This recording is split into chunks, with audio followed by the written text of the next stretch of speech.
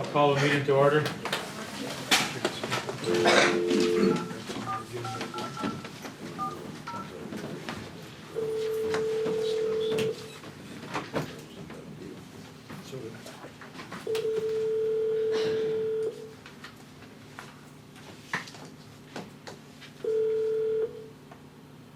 Morning.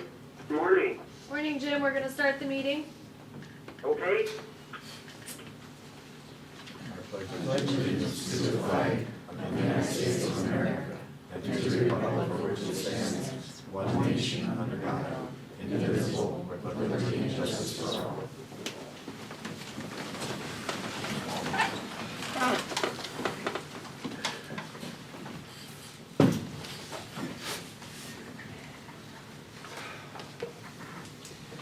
I don't know if everybody's had a chance to go over the minutes of November 7th. If you had, take a motion for those. I'll make a motion to approve. They got a motion on the floor. I need a second. Got a second. Any more discussion? Becky, did you make the changes Yep, that one. There was a motion that was seconded that was incorrect when I emailed out the November 10th minutes, but you guys have the new ones in your piles. Any other discussion? Hearing none, all in favor say aye. Aye. Opposed say nay. Motion passed. Okay, the minutes for November 10th. I'll take a motion for them. I'll make a motion to approve. Okay, got a motion on the floor. I need a second. Got a second. Any other discussion? Hearing none, all in favor say aye. Aye. Opposed say nay. Motion passed. Claims list. Everybody had a chance to go over those? I'll make a motion to approve. Okay, I got a motion on the floor. I need a second. Got a second. Any other discussion? Hearing none, all in favor say aye. Aye. Aye. Opposed say nay. Motion passed. I think everybody knows it, everybody here. Does anybody have anything to say, or? Okay. Okay, then we'll move on to number 7. Discussion regarding circuit court appeal. You want, I think Chris wanted to, if you're right. Yep. And he's on? Yes. Okay. Chris, can you hear us all right? Okay.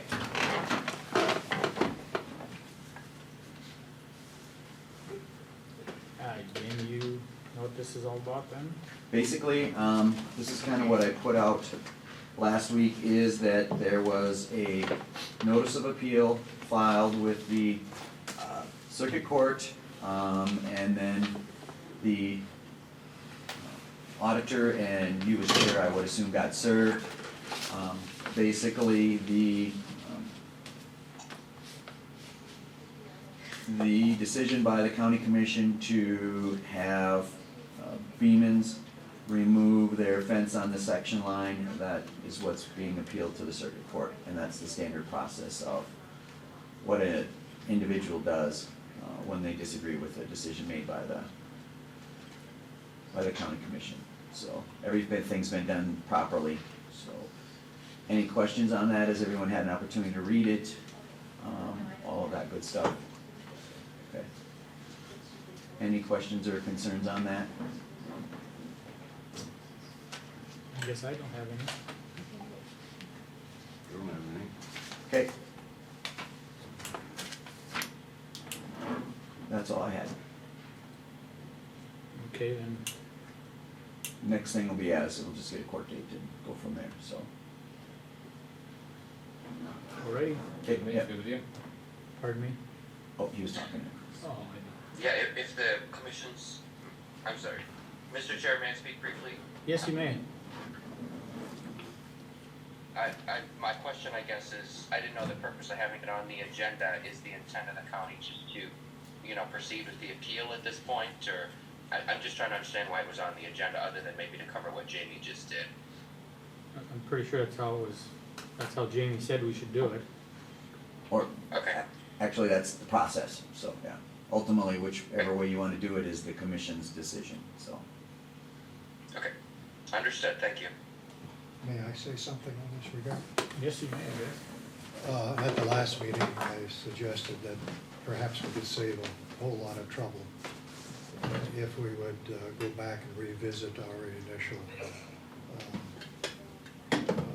action on this situation. It was my feeling then, and it remains the same today, that we had no authority to do what we did. And if we were to rescind that action, would that put an end to this? I don't see any point in this thing going on any further. It would on the Beaman portion of it, but it may not, depends upon what Mr. Von Walden, his client, they may turn around and appeal it then. I can't say with 100% surety that that would put an end to it. Well, do we have the authority to do what we did? It's very gray. Basically, when we had this last time, when this issue was up, I informed you that it was probably going to wind up in as a court issue, because what my legal view was not the same view as what the commission decided. So I guess we'll leave it stand at that. Whether my view that I expressed that time, it may not be acceptable to the other party that was involved. So it's realistically, I can't say with 100% surety what you do today would change this appeal or create another appeal is the It was safest way to stated say it. at that time that, this is private property this is public property that we're talking about. Correct? You can't pile rocks on it, you can't plant it, you can't graze it, you can't fence it, you can't put a structure on it. And if that is all true, then of course we had no authority to do what we attempted to do. That would be one interpretation, yes. So, just looking for a solution other than going on to The court. easiest solution is if they would just get along and have a compromise between the two landowners. That'd be the easiest solution. That would be the easiest, because that could open up a huge, huge can of worms. So I think, to me, there should be a lot of thinking going on about this whole process. I'm pretty sure there's quite a few things done out there in the country, as far as my eyeballs show me, that aren't quite kosher. I don't think I need to say any more. I think everybody knows what I'm talking about. I'm curious, I don't. Don't you? Well, then I'll just come right out and say it. Farm and section lines. Okay. It's very simple. It's no different right here. What you talking about?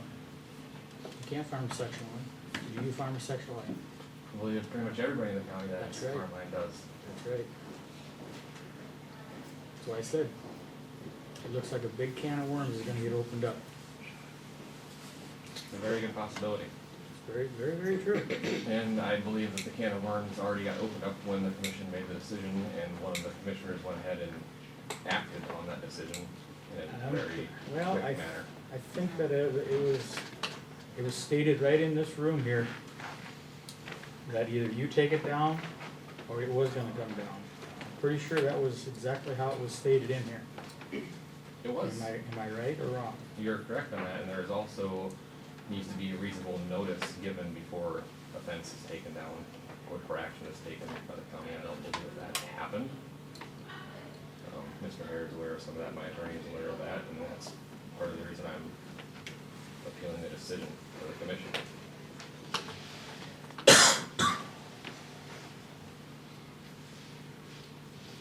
What was the determination of it? What did you do? Did you send him a report or something? Or when did I you- contacted Mr. Jung, and when he was like, well, my clients are in the middle of harvest, and they won't have time to do it, and then it was basically done anyhow, so. Also, Mr. Chairman, Yes, in terms of it being done, I would also point out that it was Commissioner Hauk who participated in the removal of the fence, which is very peculiar and is gonna be part of this appeal. I don't know if the other commissioners know that, but I wanna make sure that that's put out on the floor. I think everybody's aware. Okay. Does anybody else have anything else?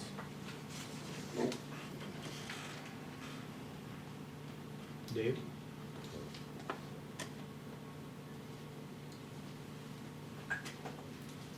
Then I guess Okay. that's it then. Wait. Thank you. Time. Thank you.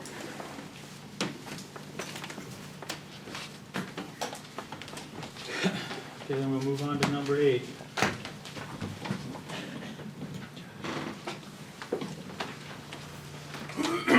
This was put on after the last meeting, just to move forward from the decision that was made.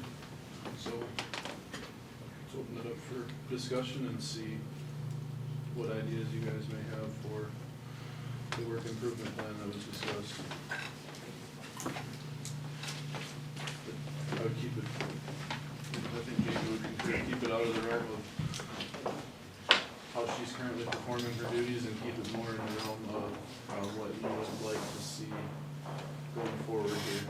So we don't wanna get into executive session material out in open meeting.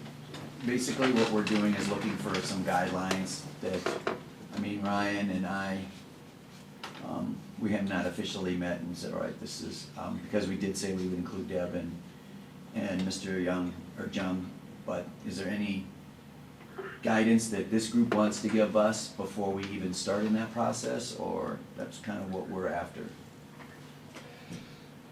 Or, I'd like to say just a couple of things, and I, of course, have an interest in moving ahead with this thing. I think we've kind of put the issue to rest, and over the past 4 years, this commission has had a lot of discussion with Deb and the Department of Equalization.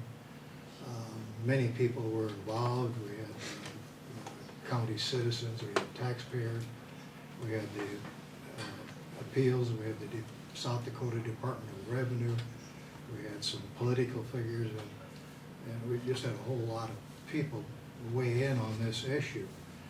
And I think because of that, I believe that we made some progress in really understanding what the issues are. I think when we started, they were a little bit cloudy. And at the last meeting, it was suggested, in the last couple of meetings, it was suggested that if this commission would wish to ask our director to work towards more equality in the assessed values, we may want to review the director's job description. That's a really good idea, except that I'm unaware that such a document does exist. And I believe the reason why it may not exist is because the South Dakota Department of Revenue does provide guidance to the Director of Equalization. And I feel that their annual reports, which there are 2, do provide this commission with a close review of the department's status. And when reading the annual reports completed by the Department of Revenue, you'll see references to quality of records, you'll see references to adequate staff, rejected sales, ratio of assessed values to sale price, the COD, reinspection lists, fair and uniform assessments, and the equalization process. All those things that we've been talking about are addressed at one time or another in the audit reports that are done by the South Dakota Department of Revenue, including the guidance that we're kind of looking for. And so the South Dakota Department of Revenue does review and it does track the assessor's work and reports its findings to the commission and the director via their audit reports. And they do this with comments, they do this with ratios and percentages. They're all in there.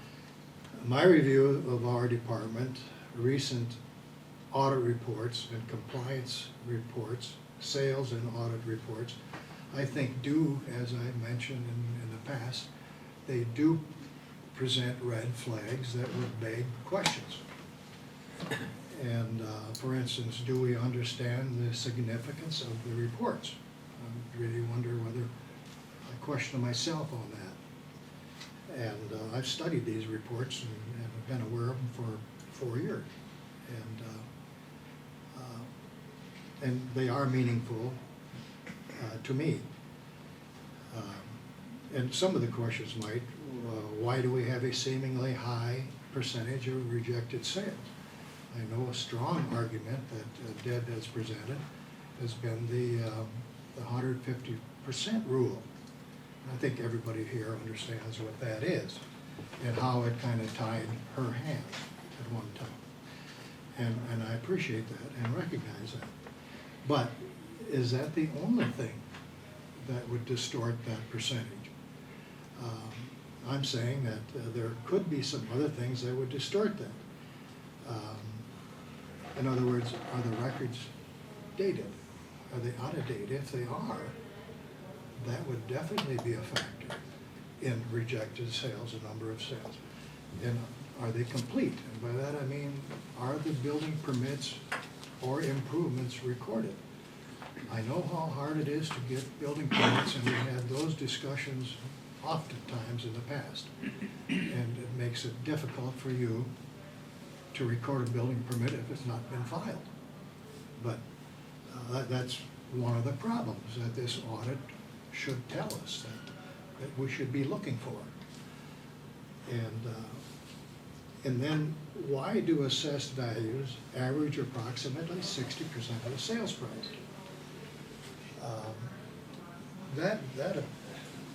Again, the rejected sales are included in that, so that is, you can't put that on the 150% rule. But there's obviously something that's not right. And we should be looking along with Deb and looking for an answer to that. And why are the COD percentages above acceptable values or levels? And all of these things that we're talking about, that I'm talking about here, I think are very important, and they are addressed by the Department of Revenue. And they're all in there. And to quote from the South Dakota Department of Revenue audit report, it does say, I quote, "Data quality is often the most important factor in the accuracy of value." So data quality is what it's all about, and that's what you do. And for a long time, it also addresses staff. What are the staff requirements to maintain data quality? I believe it's the director's responsibility to gather information, to maintain quality records, and to use those records to determine equitable assessed values, which are then used as a basis for a fair tax structure. That's a mouthful. But if you don't understand that, the taxpayers, if you don't understand what I just said there, you can't appreciate what goes on in that office or in that office or anywhere. You have to understand that, first of all, you've got to have information. Secondly, it's got to be quality and dated. And this information is then used in the assessment process, which then is used for a tax basis. So all of those things kind of fall in line. And again, the Department of Revenue does track it. They do their work. I believe our job as commissioners is to work with the director and to look for answers to those questions raised by the audit reports. And also to listen to the appealing taxpayers. What are they complaining about? Everybody complains about taxes. But I think what we're missing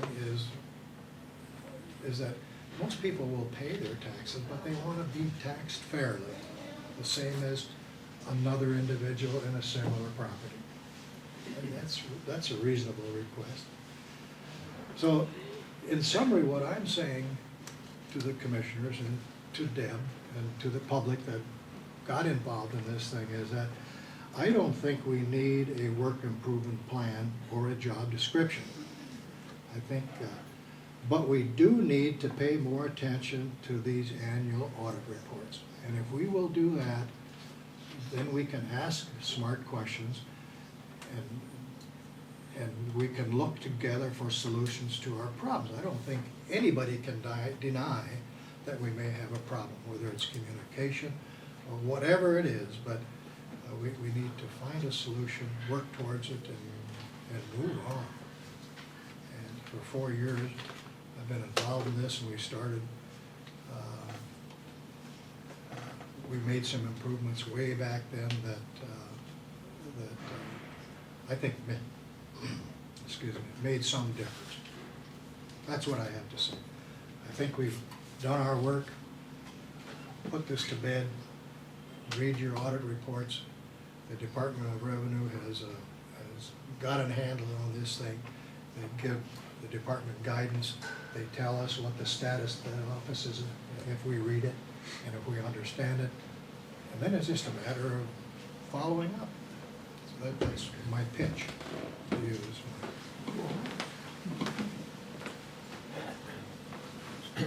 I guess, Deb, some of the things that I would like to see is, and I was gonna come talk to you anyhow, but I was just, when they told me how you split up a town, when you do the assessments and all that, cause I guess to me, it just doesn't seem like that's quite how it is, because when you can see a property in that same pie shade, that seems, when we go through it all and we gotta adjust some, it just doesn't seem like that's quite balanced how it's supposed to be. And like I said, I was gonna come talk to you, I'd visit with you, and those are kind of the things that I'm talking about. I would just like to see. They're not huge things, but It's always my goal. I know. That's what I work on Mhm. all the time, is equalization and fairness and market value, and that's what I do. And I do it all the time. I'm not perfect, but I look at them all. So kind of what we Mr. have. Chair, yes, I just obviously would echo what Deb just said, but I would also agree with what Commissioner Martin said in his pitch there to sort of abolish or abrogate this work improvement plan that was voted on last meeting that I argued against in the first place. I think the position he's coming from now is correct, and it's what I was trying to advocate, which is let's let the experts be the experts. In other words, the Department of Revenue, who issues the audits, they're usually largely glowing for Deb. If there are a few deficiencies, have the commission and the assessor's office work together to cure them, be it a staffing issue or what have you, and move on from there. I think that's exactly the right approach, and I think what Deb has consistently said as well is I always have an open door policy for any one or more of the commissioners to come in and address questions or concerns about equalization and assessment. So I think that's the right approach. I mean, if the attitude is to make a motion now to rescind the work improvement program, I think that's completely the right move. Would vitiate the need for us to appeal what was done at the last meeting, which I assume was approved in terms of the minutes at the first part of this meeting, and move forward in more of a cohesive and a collaborative fashion. what's the rest of the commission feel? All the work improvement plan is to create more communication between that department and us to try to get an understanding of what's going on, and try to get answers. I don't see a problem with having a work improvement plan. The only thing it can do is improve communications and, try to open the door to get everything equal. If you need help with something, let us know. That's part of the communication deal. Do you need more staffing? You got GIS now. Is there anything else you need? Is there, what else can we give you to get everybody equal? And that's part of the whole plan, is to just open up the communications to see what we can do to help you and to have an idea of what we would like to see expected. And I appreciate that, Commissioner, but I disagree with you on, you're wrong about the law. I mean, to say the work improvement program is just a plan to work together, then great, let's implement that. But this work improvement program has to come off the table because it's an element of discipline. Whether you're calling it that or not, when you assign a work improvement program to a public employee, it is a disciplinary move. That's the law. Well, I don't consider it disciplinary, I just consider it a way to improve communications.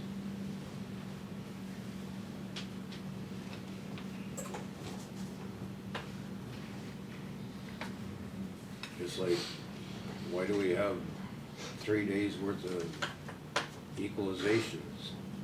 We went from 25 to 150 appeals come in. Obviously, there's something going on there. Well, I can't change your opinion, sir. I'm just telling you what the law is and why it's significant for Deb to proceed with the appeal if the improvement plan goes into place. That's my spiel. Jamie, is that really how it is? That's. It can be viewed as a disciplinary because we're trying to adjust a certain behavior or something like that. Ultimately, it's not disciplinary unless something proceeds out of it to be a disciplinary action. But a lot of times it is viewed as the start of a disciplinary action, yes. I guess I wasn't looking at it like Kevin, I guess I wasn't looking at it as being disciplined. I guess I wasn't looking at it that way. It's viewed as being somewhat disciplinary because basically we are advising her about what we want her to do as part of her job. The part where it's viewed as a disciplinary action is that a lot of times when you have an employee that is not doing, and I'm not saying Deb is not doing her job, I'm just using an example of someone who's not doing their proper job, you put them on a work improvement plan as part of the process of either they're going to improve or we're going to have enough documented in order to terminate that employee.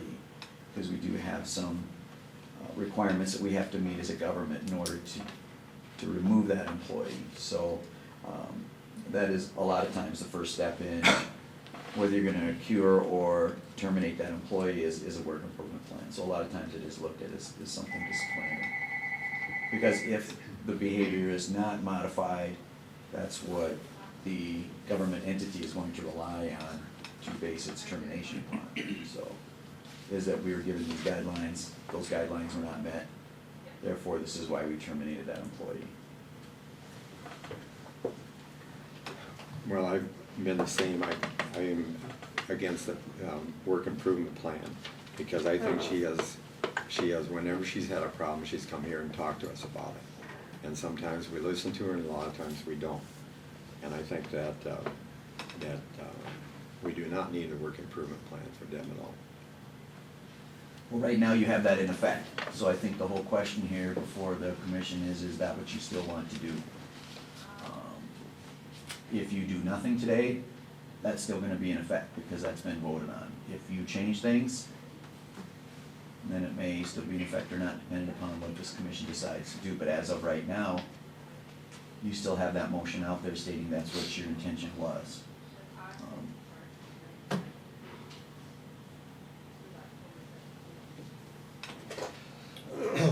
I'm in the last month of my term, But I think it would be really beneficial for this commission and the next commission to spend some time with this audit report. It does carry a lot of weight. And I would go so far as to suggest that the report the audit be reported in person by the auditor. I would ask them to come before this commission and go through the audit so that it's understood and what all these things mean that they refer to in their reports. And I would beg those of you that are on the commission to take those reports and go back. You need to go back more than one or two, but go back through them and understand what, I'm not saying that I'm an expert on that. I feel I have a pretty good grasp of what they're saying, but, and they do cover all the things that we're asking. They do provide guidance through their compliance audit. There are some things that, well, just look at it, give some thought to it, and perhaps ask the auditor to present the report in person. Might be helpful. Then questions could be asked of him as well, him or her. Usually it's a her. That would be my suggestion as how we should move forward. Because what we're looking for is already there. Okay, then my question is, what do you wanna do with the improvement plan? The commission. I would say table it and go this direction and see what, either you'll have another audit report in the spring, is that right? Yeah. Do they Should do have. both of them at once? They'll be doing another audit, yep, this winter, because my year goes from November to November. So all my 16 sales from June on will be audited yet this winter, probably in December, January. And then you will get an audit report on that. They audit them twice a year now. Okay, so that audit you'll be doing this winter will be the compliance audit? Yeah, both Okay. of them are. They'll do both of them at the same time? And they do two here because we have a large number of sales. So they do 2 compliance audits every year. So do you think they might be willing to come up and deliver that report in person? I have no problem asking Michael or Allison, or if the commission would rather contact and ask, that's fine with me too. I have no problem asking them, I don't think they would have a problem. If the commission would rather contact them than have me contact them, we can do it however you guys wanna do it. Well, I would make a motion that that's the direction we ought to go. Is, and the motion would be to table the other work improvement plan or terminate it, whatever. You can always bring it up again if you want to.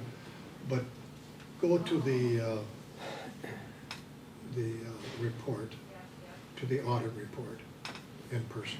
Have it delivered in person rather than through the mail. So just for clarification, is that a motion or? Kinda. Well, that's We kind of have what a I, specific motion? yeah, that's what we're kind of, That's what I wanted. Do you have Yeah. to do them separately? Yes. I would try and be as specific as possible. I think the first one you would address is whether you want to, because you said both ways, table or eliminate the work improvement plan, so I think you need to be specific on that one. And then addressing the revenue report, address that one on a separate motion. See if I can get a second for the tabling the motion. Okay, Okay, I got a motion on the floor. I need a second. I'd say that. Okay, I got a second. Any more discussion on that? Hearing none, all in favor say aye. I, Opposed say nay. Nay. Motion passed.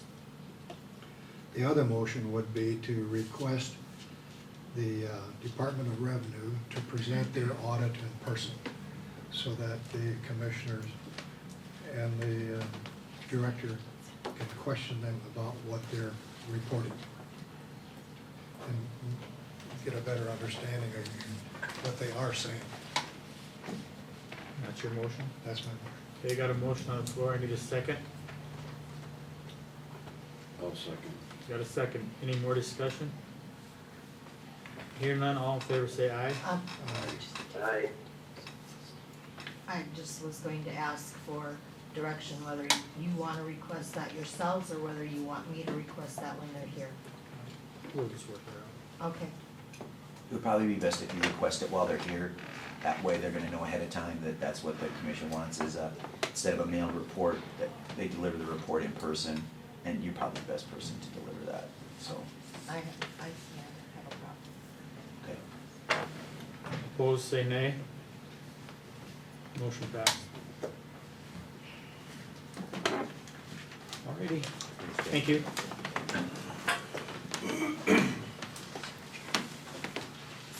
Okay, we need a bid opening for lawn care and snow removal.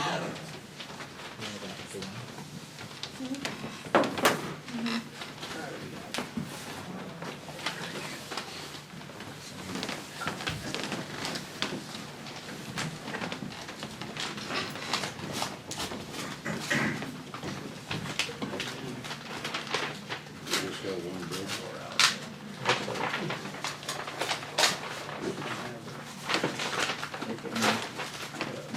You guys had another big month. There's just one for everybody, so. We're gonna have to make a new pot, Commissioner Martin.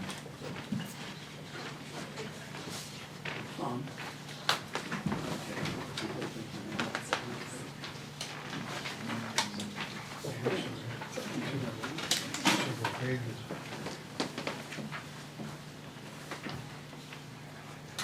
Okay, this one is from Kurt's Mowing, Kurt Group of Selby, South Dakota. This is for lawn care, snow removal for 2017. He's got down $9,300. Is that what it was last year, or was it really more? It'll be the same, It is the same? I believe so. Does it include spraying for weeds? I did do it, but, no, I didn't charge any more for it, but I did go across it because, I guess there was problems with the sprayer that Shannon uses, so I did go across it. I don't like the spray because I don't really carry a license for it, but I don't do too much of it. I don't do it anywhere else, actually. But I did spray the yard. I would take a motion to accept this contract. I'll make the motion. Okay, we got a motion on the floor, I need a second. I'll second. Got a second, any more discussion? Hearing none, all in favor say aye. Aye. Opposed say nay. Motion passed. Thanks, Okay. Kurt. Thanks, folks. I'll come back to work. Take care, Philip. Kenny. Good morning. Morning. The two people that were gonna present their information on stabilizers because of the weather had canceled. So we'll reschedule it after first of the year or whenever they can both be here at the same time. Question, Kenny, weren't they gonna do some sort of demonstration? That's why I just kind of, no, not today. Oh. That's why I thought maybe it was gonna be in the summer months when they came, that's why I just thought maybe that's when it would be. No, they were just gonna come and explain their products to you. No, I just kinda thought when I talked to the one guy that he thought he was gonna, he talked like demonstrating, so he might have just been We can talking maybe that work down there. Yeah, that could be. Okay, That could be, but that was just the main thing today, was they were just gonna give you info on all the different products. The one's from Minnesota and one's from Watertown, and they didn't want to get stuck in between for the skating. okay. And we can maybe work that this week, till next spring, we have them out, actually do a demonstration on it too, so. We'll go that approach too. Any questions on my October reports?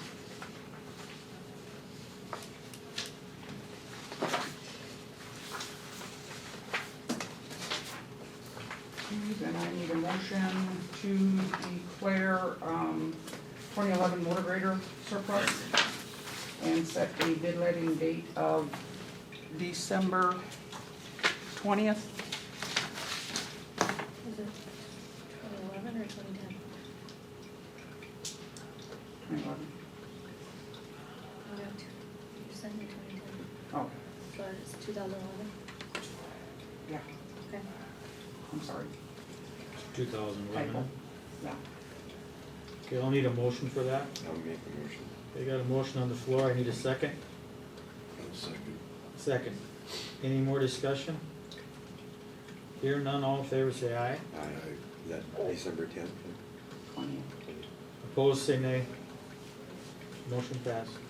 What time would be best for the bid letting back to work books? The only thing I have for so far is at 9:30. July 10. 1 after 2 of them. Okay. So 10 a.m. then, on December 20th. And then also, I need a motion to declare, and I have absolutely no idea what year it is, but it's snowing. It's a what? It's snowing, the wing that goes on the side of the blade for snow removal. I'll make that motion. Okay, I got a motion on the floor, I need a second. I'll second. Second. Any more discussion? Is that it? All the other ones have the wings? Everyone It's an extra one that we got. No, we get a new one with the new blades, buy a new one, because all these wings are at least 40 years old, but not older. So we're upgrading the wings. Also, this one here is not old? Yeah. Okay. All in favor say aye. Aye. Opposed say nay. Motion passed. Just gonna put that for 10:15. Yeah, if that works.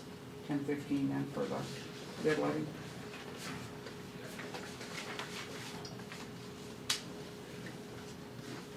That's all I have.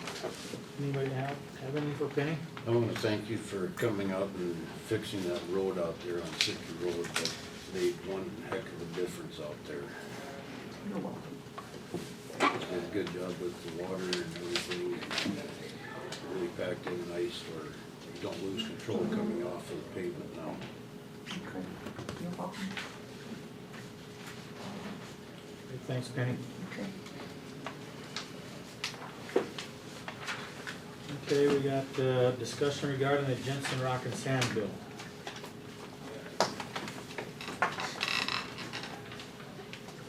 So we already had all that done. Well, we did, but I think, wasn't Jensen's asking for the two $400 ones, and then it wound up being the $2,800 one that they got given? Yes. You gave them more than what they asked for initially because you I think it got required mixed them up. to make the payment on the estimates, but then waive the, is it 14-day Late fee. penalty? 16. 16-day penalty. Mr. Jensen said 14 that we agreed on. We did not agree on 14 days. He told me that's all he would pay for. And I made you copies of the bid specs for everybody, which they also received before any bid letting was done.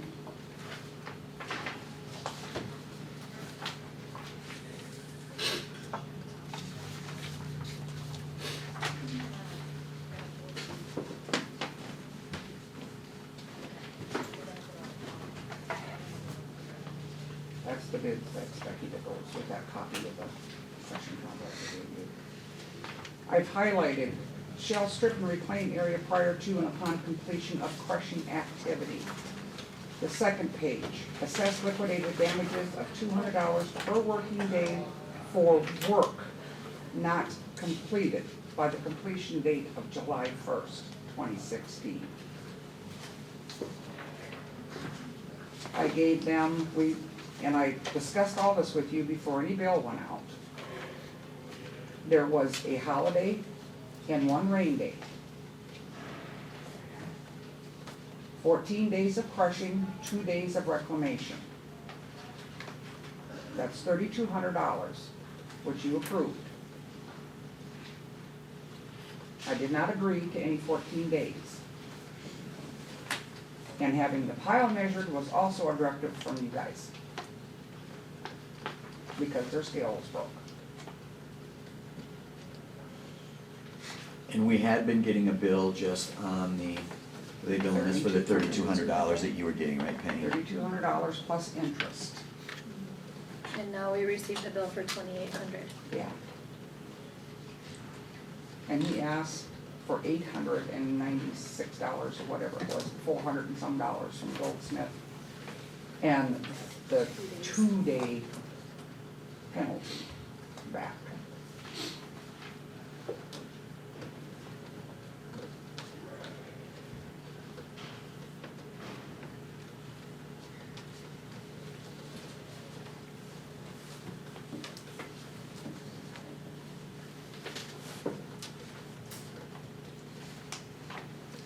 Were there any consequences to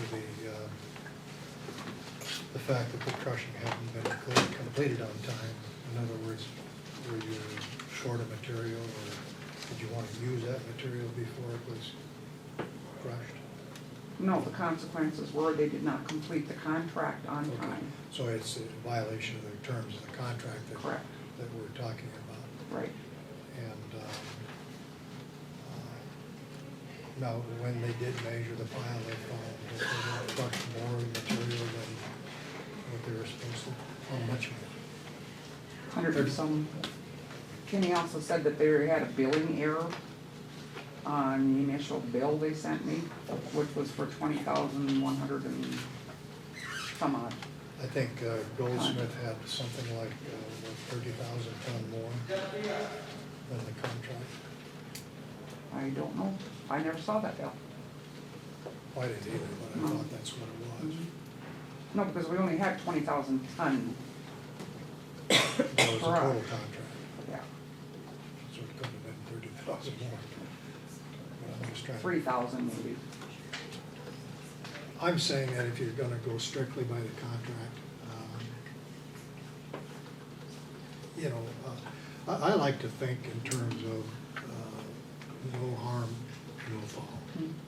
Gotta live and let live. You know, people make mistakes, the weather wasn't cooperating, you have breakdowns, you have other jobs that aren't going so well, you have things that happen when you're dealing with public people. Sometimes you take on more than you can, but what are the consequences? In this case, it looks to me like the county benefited from the fact that the scale was broke. And when they went out and measured the pile, which I think was a good decision, to measure the pile measured by an independent third party, which was done. And that then indicated that they had actually crushed enough, and maybe somewhat more. There weren't any consequences to the fact that the contract wasn't completed in a timely manner. So to me, if I would overlook that. That's the way I feel. I know that you have to have a term in every contract, otherwise it goes on and on and on. So I understand that. But to me, in the spring of the year, when you have weather conditions, you have other things, you have new crew getting started and training and all of those things, I think one can overlook the fact that if you go a little bit over and there are no consequences, who's hurt? I appreciate what you're saying. Now, if Mr. Jensen would have come to the commission and informed you that they were running behind on whatever project that they were doing, and were probably not going to be able to complete this on time, that would have been the thing to do. And what do you think would have happened had they done that? Had they done that, that would have been your decision, but generally speaking, forgiveness is given. as long as it's done before the fact, not after the fact. Because things do happen, I understand that.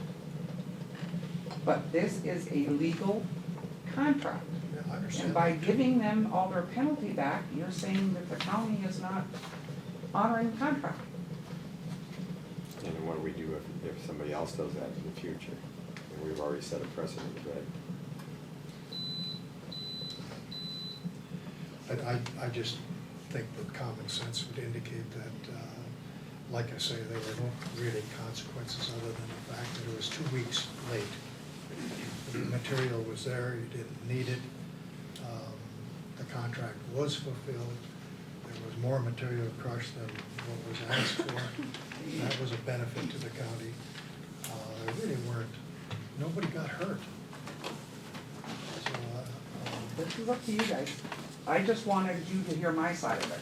I did not agree to everything that was stated at last meeting at all, and I was not the one that was giving the directions. The commission was. I do agree that they need to, they need to be responsible for the third-party measuring the plant. I think that's reasonable. And that may be something that we'll have to discuss in the future, if this is something that you're gonna make up.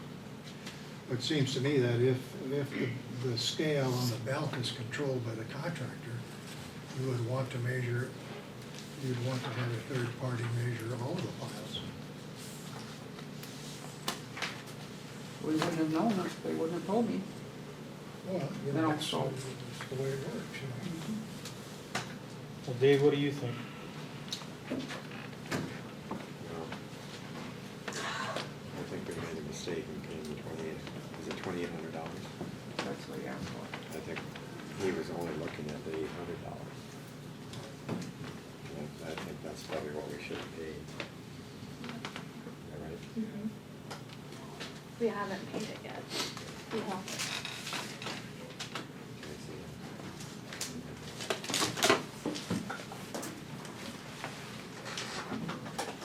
Kevin? So we had this all worked out last meeting.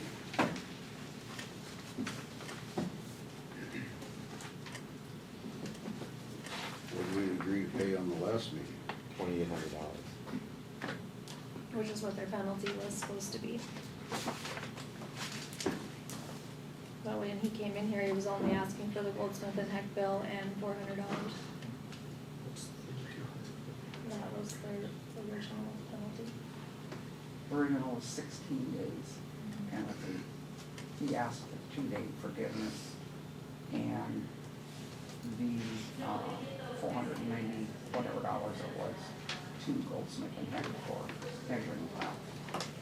And then you guys made a motion to pay him $2,800 for his penalty.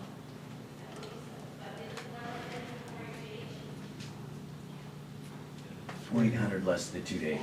Right. You guys gave him credit for 14 days penalty, but we had been billing them for 16 days penalty.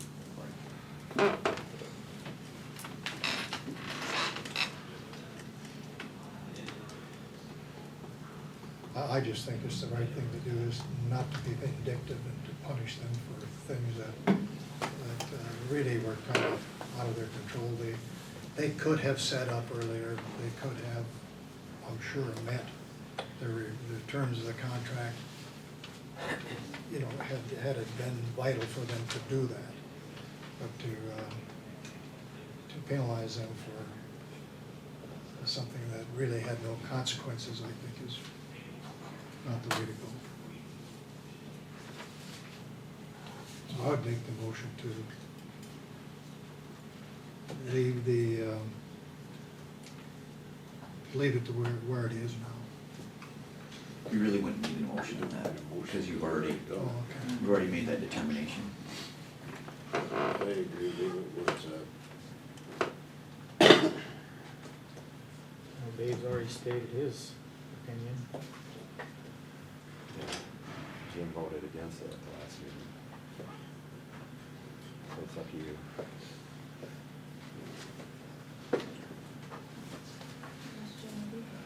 Jim, what do you think about it now? In my mind, we had a contract that, had a time frame in there. If we don't honor that, that might have made a difference on someone else's, bid. We, stated a time deal in there, and they knew it up front. That, in my mind, is only good business to stick with it. On the measuring, the third-party measuring, you know, that wasn't in the contract. I could guess I could stand that bill, but I think that's something we need to discuss before we do any more bid letting on this stuff. I think we need to require that in our bid. But I think they owe us the penalty, because it's their job to do it on time. They agreed to it, and they didn't do it. Okay. Well, in opinion, I have discussed this many times about it, and, I mean, I agree, I mean, that bid is a bid. I wish Jensen's would have done something a little bit different on it, like come and talk to us about it. I'm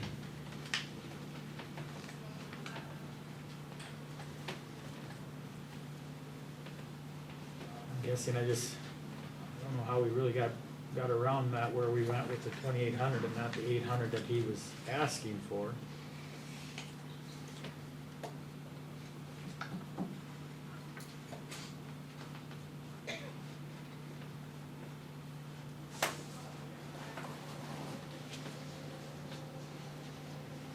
On the rain day, I can go either way. It doesn't make, one rain day doesn't make a lot of difference to me, but on the days being late, the crushing deal, I think we need to stick to our contract. That's only good business.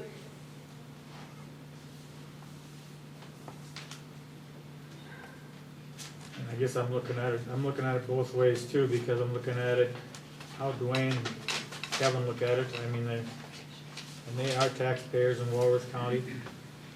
No question about that. I'm sure they pay a lot of taxes.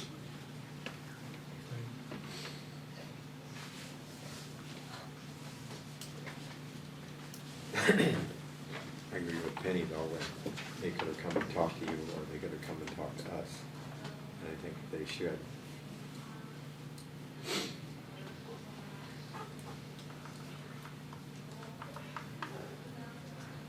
Jamie, I got a question for you. How did we ever get to the $2,800? I guess I think how did what- it happen? What happened was, is basically, Mr. Jensen came in and asked for the, cost of measuring the pile, and then he agreed that 14 days was correct, but not 16. So he was asking for roughly $850 to ballpark it. And then I think the discussion came in as to whether Walworth County was damaged at all with regard to the delay in delivering the product, which would have been the 16 days. And then the motion was made to give them credit for $2,800, and that Jensen's would, that Walworth County would not pay the measuring bill. So basically, they would continue to pay the measuring bill, which is what he initially argued, in exchange for us giving them 14 days back on the cost penalty, rather than keeping the 16. That's how we came to the $2,800. Plus we get the extra gravel. Right. It was also in part of the discussion that there was extra gravel crushed. I think it was like 100 and some, I think 170 or something like that. Just seems to me it's the right thing to do. You know, we local contractor, no harm done to anyone. They did the work, they did more than they were supposed to do, or were contracted to do. And, but I feel that the measuring, the third-party measurement should be their bill. That's the way I feel about it. And that's kinda how we ended up last night. that was kind of the view of the whole group, is that you can pay for your surveys of the pile because it was your requirement, and then we'll turn around and give you credit back on your time, so. Lynn's got a question, she wants to know, what happens with the next contract? Well, we get into contracts and we're still debating one big one, a big issue for 3 years. You know, it's not always cut and dry. There's, you know, you do contracting, you do contracting, I have, things happen. And if there isn't any, if you don't cause anybody to suffer, why do you want to penalize them, you know? They're a local contractor, there should be some local preference to that. Yes, I agree that if you want to be hard-nosed about it, you know, you can say this is what we agreed to and this is what you're gonna do. But nobody got hurt. And the next contractor, you know, we're gonna learn a little bit more. The next contract is gonna be a little tighter. And I hope it would, like the big one there we're fighting with now, we shouldn't. That should have all been settled before. But it isn't always that cut and dry. When you're dealing with other people, other contractors, other businesses, things happen. And as long as you're not hurt, why hurt them? They did the work they said they were gonna do, more than they said they were gonna do. So that's my point, be decent about it, you know? I guess I'm gonna make my decision. I mean, I've heard, I agree with everything that's being said, and I know contracts are contracts, but I guess I'm just gonna say, I'm gonna leave as it is, how we agreed on last meeting.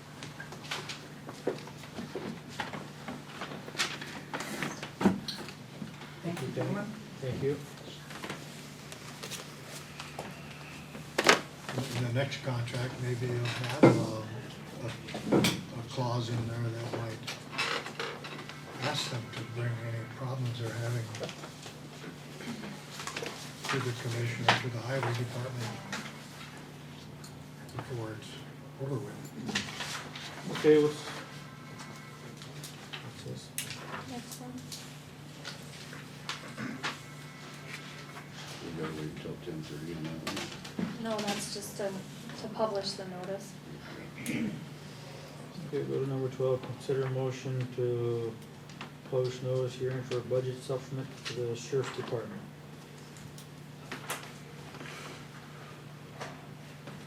Is this the figure right here?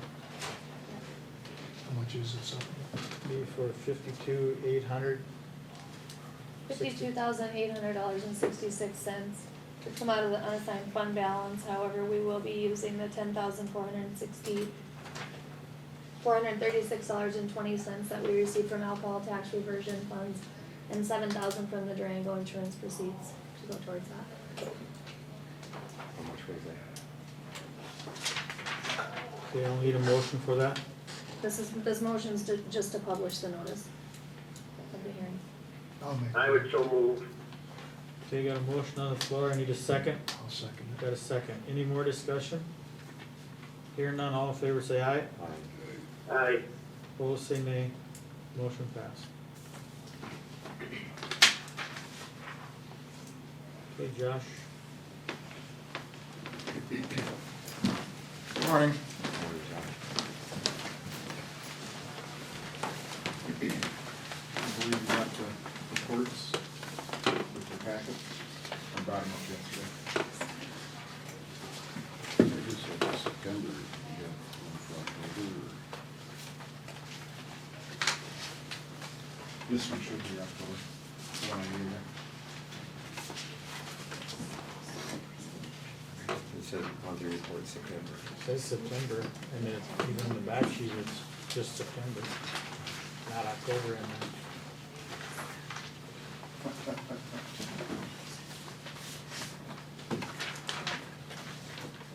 think you pushed the wrong button.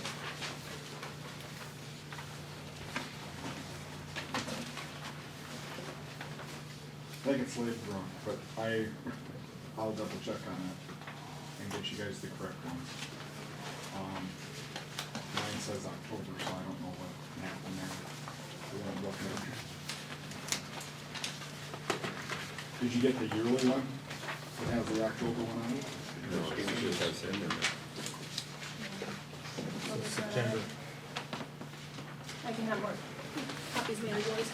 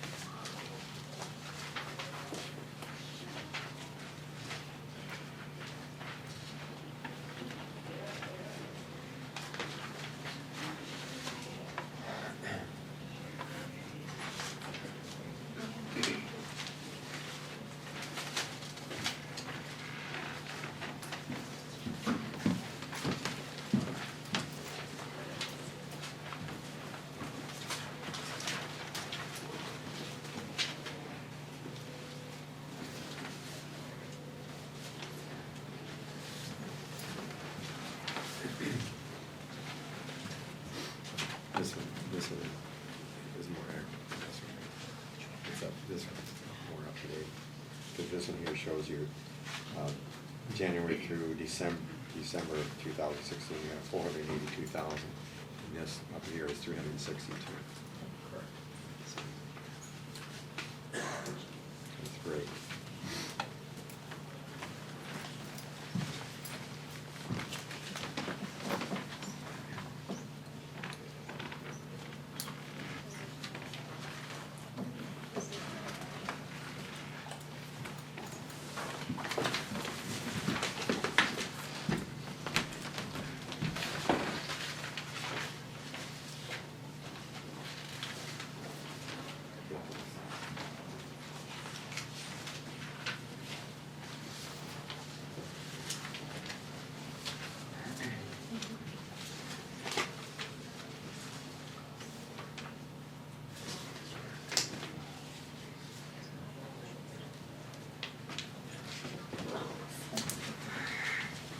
Outfit for all this stuff.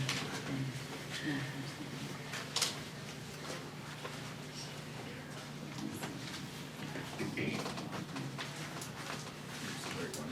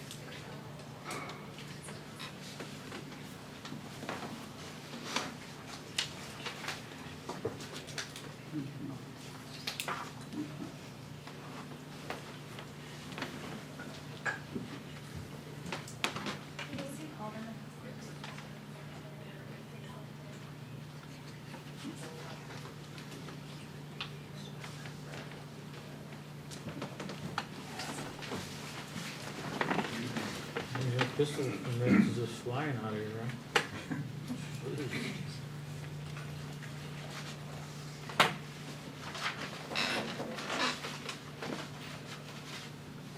A lot of new ones, a lot of renews.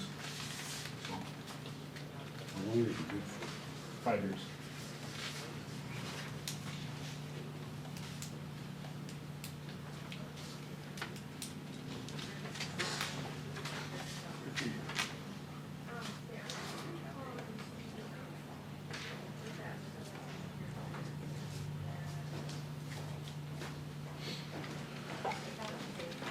see that you're doing some things that, in the community that, you had, what was it, Sunday, you had an appreciation of, along with the Game Fish and Park people and so on and so forth. Yep, First Baptist Church doing a law enforcement appreciation, and then Was that the first time that had ever been done? there was one earlier, but a lot of us couldn't make that, so they rescheduled another one. So we had a better attendance this time. I see that you're visible in the community, and people do notice that and like it. So, I know that takes time to do those things, and it's appreciated. And again, you have another impressive report, and that's good. What you've been able to do with the facilities that you have. But I do want to, for the record, I want to say that along with the additional population that you handle in the jail, along with that comes increased exposure to risk and liability. And as you know, the meetings that we've attended with the insurance carrier, they say you need to be on top of that with good, qualified, trained staff and close supervision, so that it doesn't come back to bite you. Correct. And I know you know that, I just want to say it. Nope, and I appreciate that.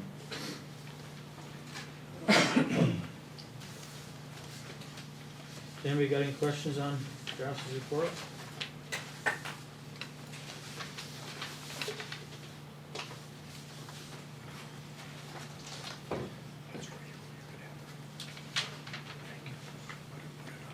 We'll move on with it, Josh. Okay.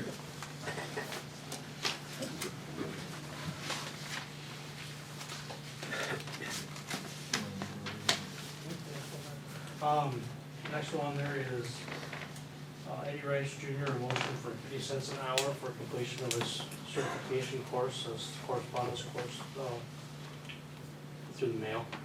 You want to do them together? Him and Alan both completed that, so there would be a, Separately. I'll make a motion then.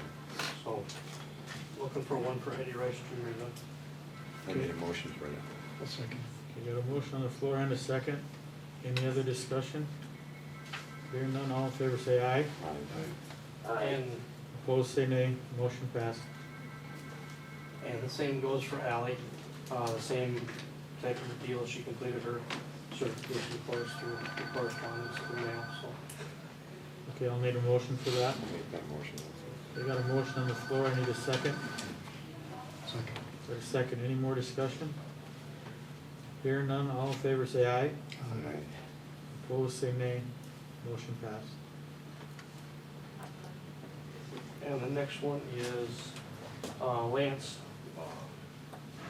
moving to, Chevy going to full-time on the 24th of November.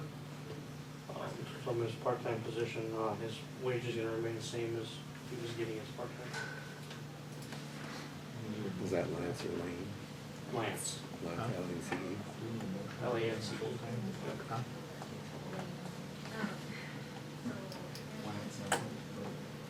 You typed it. Did I? Don't need a I motion copied for and that. pasted. We don't I'll need make no that motion. motion. We don't need no motion. I don't know why we would need a motion. No, he's already been an employee and his wage has not changed. Yeah. It's more of an FYI. I guess I don't have this on the agenda, but it's just more of an FYI, and I want to bring it to the board's attention. There is some talk of, and there has been protesting already in Walworth County. It's been small numbers, 1, 2 people, up to 4 that I've seen so far, but nothing that has been permanent. We've had a couple issues at some hotels with some protesters. Nothing lately, but there is talk that they're gonna change the route, or change the possible route, and bring it back through Mulbridge, through Glenham, Highway 12 up to 83 to Selby, and then run 83. These are anywhere between, I was told 70-some vehicles of protesters to 120, 130 vehicles. I haven't seen any of that yet, but if there's issues, I'm gonna be contacting the chairman, and you guys are gonna, because I don't want issues like they're having right now. I don't want it. So we're gonna try and, we're keeping an eye out, and people are letting us know when they see it. So, which is good, because we're not everywhere around the clock. And the one good thing for us is, it's all state property. I mean, it's all Walworth County or Campbell County or whatever county. We're not dealing with tribal lands or federal property or anything like that, which is going to alleviate a lot of the conflict, so. And you agree? Yes. I have told the staff that as long as they're not impeding traffic, they're not breaking any laws, vandalism, they are subject to arrest. And they can be removed from the property. Let's say, I'm just throwing it out there, if they would stand in front of Davy Drug and block the door. They can't do that, or stand in front of Kevin's place. I mean, it's private property. They're free to protest as long as they don't violate the law. The main ones that you would probably see, like Josh is saying, is fall under the disorderly conduct of engaging in fighting or threatening or loud noise in a public place, or if they block traffic, which would be another crime where you can't stop and impede traffic on a highway or a street, so.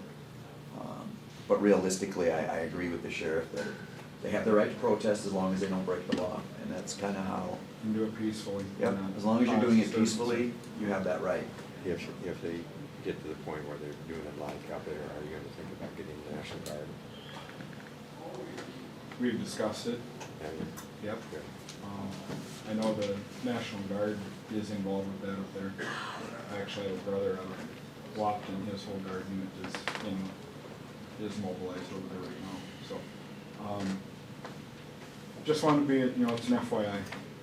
Like I said, it's been small numbers, 1 or 2, up to 4. I haven't seen anything more than that, no big numbers. But I hope it don't happen, I think we all do, but just FYI to you guys, and Scott will probably be talking to you if it starts to get out of hand.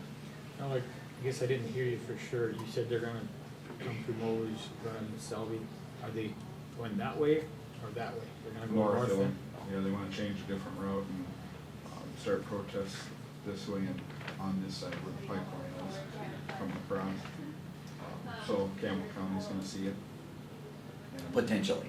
Potentially gonna see it if it occurs, up towards Timmins, Burley County, so, just FYI. I had one in my place the other day that came from there, but he lost his ride and moped somewhere. He ended up in Wenham, We've been seeing a lot of that spillover of, but he lost his ride and he was waiting for the ride. Obviously, he didn't get paid up there because he had no money, so. Yep, and obviously it didn't cause no problems for you, but, I mean, it was. He ended up walking around in Mark's place next door and just walked in and. Really? Yeah, we can't be having that, so, but appreciate hearing that. I've seen quite a few semi-loads of firewood go through the other day. Yep. So, Okay. FYI note. Anybody have anything for him? No, thanks. Thank you. Thank you, guys.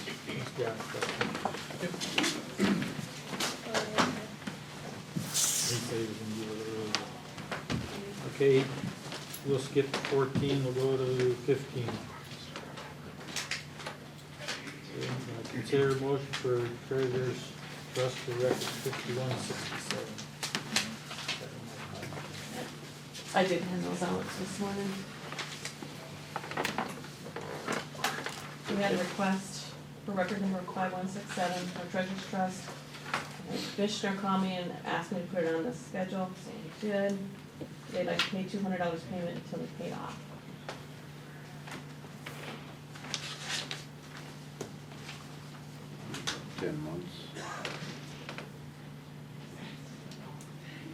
They'll also have next year's taxes to pay before it's paid off.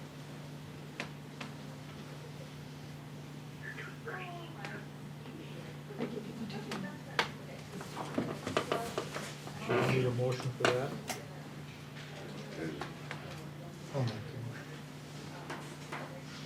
Wish he was here to understand the consequences if He called me about it and asked if this would be, if I thought this would be acceptable. He's 4 years delinquent, well, actually 3, isn't he? From thir- Delinquent, from 13. yeah. And he's an elderly gentleman, struggling. His son owns the property. His son is going to ask if he could make payments to bring it up current. He's willing to pay $200 a month. And that would pretty much take care of, if he did that in 1 year, I think he'd be even. Actually, he'd have his, yeah, he would be even. He owes $1,980, and $200 a month would be $2,400, so he would be even. And as much as we've done it in the past, I told him I thought the commission might go with it, and that if they do, they would send him a contract. How much are you over for 15, K 16? 15 pays 16 is 421.24. Oh, okay, that's it. But he understands it and everything. Yeah, he does, and I explained to him what we've done in the past, and like I say, if he pays the $2,400, he'll be current. It'll take 1 year, and I don't see any reason why we would want to, why we wouldn't want to do this. Okay, I have a motion on the floor. I need a second. Got a second. Any other discussion on that? Hear none, all in favor say aye. Opposed?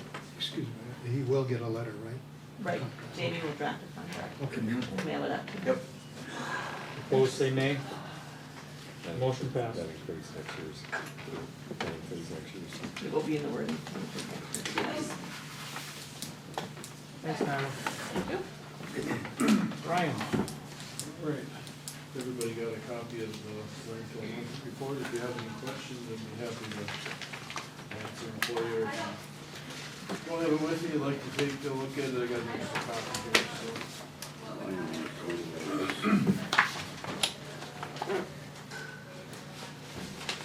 Standing Rock. They're still working on it. They're current with the agreement that we have with them. And they've been paying the 5,000 Well, it's 20,000 or 20,000 a month.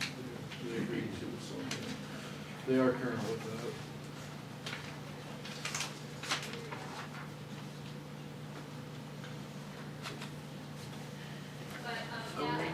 Do you think they'll ever get caught up with? It's gonna take a while. They're only gonna get 3,000 a month out of it. That depends on the month, yeah. You know, you see, like, this month, or the current month that's listed on there, which would be October, yeah, their bill was 16,679. Generally, in the winter, it tapers back to 13, 14, but with the protests, it might stay up a little higher, cause, you know, influx of people, influx of garbage, so it might, their bill might stay higher. Is there any way we can renegotiate that for next year to go up to 25,000? There's a possibility, I think with their current financial situation, pretty tough for them to be able to make it. I wanted to try and at least keep some money rolling in was the goal here, you know, I know the arrears are gonna take a while to get caught up doing that, but my goal was to keep the money rolling in, not force them into bankruptcy, cause if we do that, our likelihood of getting any money out of them is, gets pretty slim at that point. Have their arrears gotten any bigger, Ryan? No, they've been whittling away at it. They're holding to that $20,000 a month that we put them on, but it's gonna be a process, but I'm trying to work with them so that they don't end up going into bankruptcy or anything like that. I don't think that would go well for us if. We'd get nothing. I'm You're right. guessing we'd get a We would very get nothing minimal- probably. So, I don't think they want that to happen either, but, yeah. We're trying to keep it at a level that they can reasonably make every month. And if they can't, then they can. What is a wage garnishment? Do you have more than one? That's from an employee. A wage assignment is what gets taken out of employees' paychecks. From the same individual? I don't know for sure. I guess I can't say. But that's out of the salary amount. That doesn't, Yeah. that comes off their salary, so.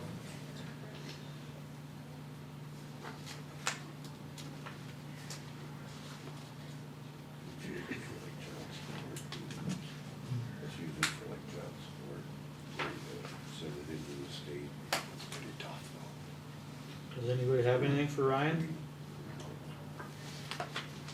If there's a little bit of time, I'd like to request that we go into executive session so I can discuss something with you guys that's happening on a personal level that I care not to release to the general public, so. You all need a motion for that?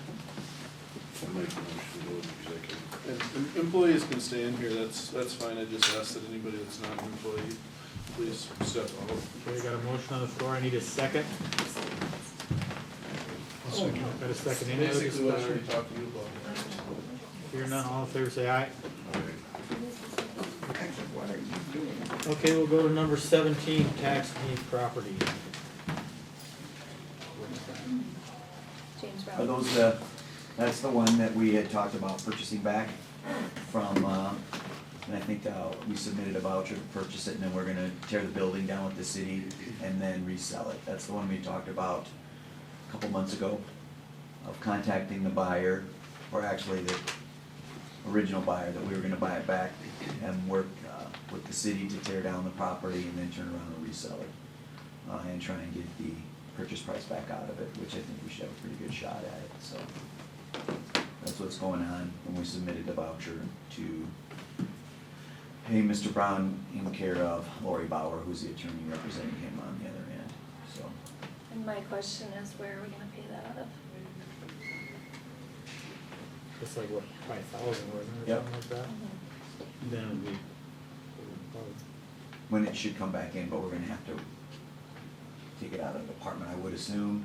General fund? It has to come out of a department, so like, have to come out of commissioners. Take it out of commissioners. Where does it go if we get it back? Into the general fund. Goes to general fund? That's probably where it should come from then. Right, so you have to pay it out of the department. Actual budget. are you making that a motion, Kevin, then? Yeah. I'll make a motion to pay it out of the commissioners fund. Okay, I got a motion on the floor, I need a second. Second. Got a second, any more discussion on that? Hearing none, all in favor say aye. Right. Opposed say nay, motion passed. Also wanna kind of follow up on tax deed properties. There are 3 properties that Ryan and I are working with Nyla in order to get surplus and sold. One is the Randall property, which the individual's out, it was secured. Do we get the power turned off? Yeah, I called MDU about it, they were supposed to do it yesterday, I Okay. don't know if it happened or not. The one thing that we kinda left in limbo with that one is, do we wanna sell it as is? And make a requirement that the structures have to come down? Do we just wanna sell it as is, or do we wanna take those structures down and then sell it? That's kinda the dilemma that I don't have the answer to, that I need to get from you folks before we offer it for sale. For sale. The other 2 is a lot in Java that we're going to get rid of, right, Nyla? And then there's that pie-shaped property down in Akaska, Or Lowry there. or, not, yeah, Lowry, I'm And sorry. I was talking to the church down there. I haven't heard anything more back from, I'll press the issue a little bit more because we can transfer that one directly to them without going through the sale process, because realistically it has basically no value and no development Except to the value church. at all. Yeah, I mean, they're the only ones that it would have any value to. But those are the 3 that we're working on. Other ones that we could bring up, Jamie, too, were like the ones that we took last year, those Saint Sing ones around there. Yep, yeah, we took other lots. If they that's did not something that reside you on. wanna do, there's 3 lots, I think, is that my lot?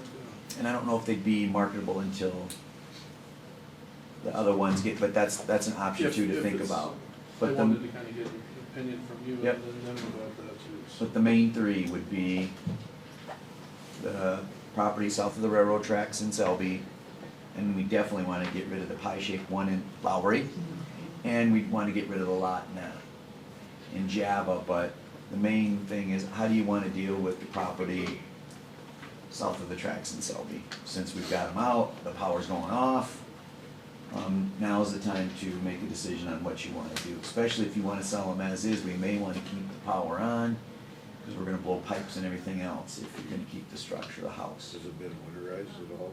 No, nothing. And the power's going off soon, so that's something if, My opinion is, I think you need to sell that Randall property as is. okay, That's my opinion. I think it needs to, do we want to put any requirements on removal of any of the structures, or leave it as is? well, Cause you have two houses. there's no question about it. There's, some of them structures are beyond salvage. I'm pretty sure that there's some buildings there that I don't think it would take much of a carpenter to salvage some of them buildings.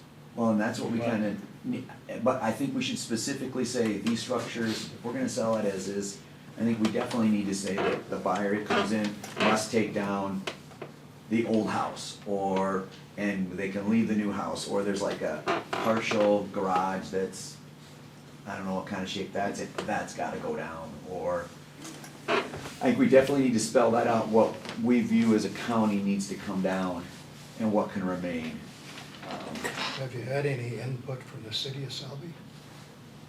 Would you want some? Well, we've talked to them before about when we were looking at taking down the structures before we even sold it, said we may be coming to you if we decide to take all of the structures down and remove them as part of a cost sharing, like we do with Mobridge. But we haven't gotten to the point of whether we're going to take any down or not. And it kinda sounds like we may leave them and put that on the buyer of the property to take certain structures down. That's kinda why I need guidance from you in order to, when we sell that property, we'll have to surplus and then sell it, but we're gonna have to sell it with strings on it that this structure can remain. This structure must be removed by the property owner within X amount of months. This structure has to be removed by the property owner within X amount of months. And this one can remain. The house, we were in the house that the individual lived in. There was no water, but there was electricity, and I think it's got the potential to be salvageable. There's another house adjacent to it. I don't know how long that one's been non-occupied. That one's probably gotta come down, don't you think? That's my opinion. I think the house to the west, That was occupied, could remain? no, the one to the east to remain, the one to the west to come down. Yeah, cause the east is the one he was living in, right? Yeah, there's possibility, so. But I need guidance from you folks on what you want us to do, cause we have it, it's secured. And if we wanna leave the power on, cause as soon as we turn the power off, it's gonna freeze, and it has not been winterized, so. That's my opinion. I think that house should be, what you should put on there is the house to the west should come down. And the other buildings, There's like a garage. there's two, probably possibly 3 garages there. Actually, I think those are all salvageable. Okay. But I'd be more concerned about that one To house the house to the to the west. west of the property. Is that all right with the rest of the group? And then do you want us to leave the power on till we get it sold? When are you gonna sell it? Let's put it that way. Well, we need to put it on the next agenda to surplus it, because we have not surplused it, correct, Nyla? I'm not sure. I don't think so, we just took tax deed to it a couple, 3 weeks ago. So we could put it on the next agenda to surplus and sell. But if we just leave the electricity on, is it electric heat, or what kind of heat is it? I do not know, I did not venture in it very far. It was not, I mean, it was okay to go into, but I just chose not to go in. Do you know it all? Sure. Truthfully, I don't, it's gotta have something to do with electricity, because I know the water's been off for A long time, yes. probably 10 years. So my guess is, there must be some electric heat in that house. But I do know that was collecting water from other places to run through the pipes from time to time, so. My guess is that the pipes, What would it take to winterize it? Just open up a valve to drain back the water? it all depends upon if there's, say, let's just say there's hot water heat in that house over electric, which my guess that's what's in there. But there's both in there. I don't know that for sure, but I'm just guessing, and that's not saying that the hot water heat is winterized. Some people put antifreeze in the hot water, and a lot of people didn't. So, I mean, you would have to check, but like I said, I don't know if it's got hot water heat, I just think it does. What is your record? Deb, does it show anything? I'm putting some pictures out for you. But I mean, does it say what kind of heat's in there? I know it's, There was heat because I did go into the entryway. And we know that there's no water, but there was heat. I know it You wasn't, should tell. no propane, that I know. That's a given. Yeah. So I think there had to be electric heat in there of some sort. I just know the water's been shut off for quite a few years. Yeah, and there has At been, least 10 years. and I don't know how the sewer lines or any of that stuff is either, so. There's, What would it That's- cost that's, for a plumber to go? Irrelevant? its own sewer system. Okay. There's no city sewer down. Oh, it's a septic?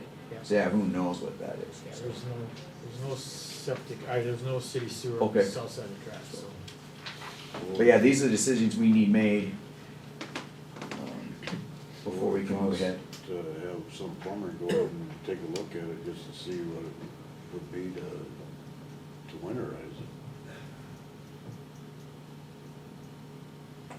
You would, I don't, to try to sell it in the middle of winter time, are you gonna get a whole lot? It's gonna sell.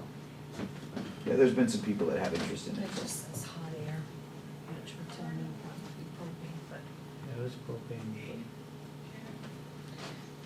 I had a question, and we had talked about this, if we take those properties, do you wanna, before we surplus them and put them up for auction, do you want an abatement just done immediately and get rid of the back taxes and all that? Yep, is what we should be Before it doing goes to for sale. housekeeping purposes, I would agree. Just a thought that I had. Can the owner of that property then, prior to the county owning it, can they come back and redeem the tax? I think the redemption period's expired, hasn't it, Nyla? They have a redemption period, but I think we let that expire before we actually take, isn't it like 60 days? We have to wait 60 days, but they have 180 days. On mortgages, you have a 180-day redemption period, but I think we don't have that on, and I can check to make sure, because we don't want to do anything until we know that their rights are all been exhausted, so, and I think we go beyond. Past the 60 days, yeah. We're past the 60 days, so I think we're okay, but I can check to verify that, because we don't want to make any improvements or do anything, There's a ton of judgments on it, yeah. It's, that I know. You think it'll sell? Mhm. anyway? Well, I know there's Yes. interested parties, they wanna clean it up. I know of at least 2 or 3. that- If we can get a sale quick, we won't have to worry about winterizing it. we won't be able to get, I mean, we'll have to put it on next meeting's agenda to No, but are we looking at 3 months, 6 months out? 3. or- If we put it on the next agenda, it'll be like 3 months from today before it's sold, because we'll have to list it in the paper, set a date for the auction after we surplus it. Then we also have to get a valuation by the 3 people or before we sell it, and so it's a process. I But- think we should have it winterized. Just contact somebody and ask them to go do it. Okay? Any recommendations on who?